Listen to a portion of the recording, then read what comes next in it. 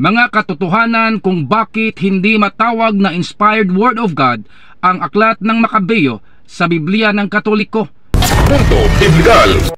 Ulitin ko mga kaibigan, bakit hindi matawag na inspired word of God ang aklat ng Makabeyo sa Biblia ng Katoliko? Sapagkat hindi ito kasali sa tinatawag na Hebrew Sacred Scriptures na tinatawag na Tanakh.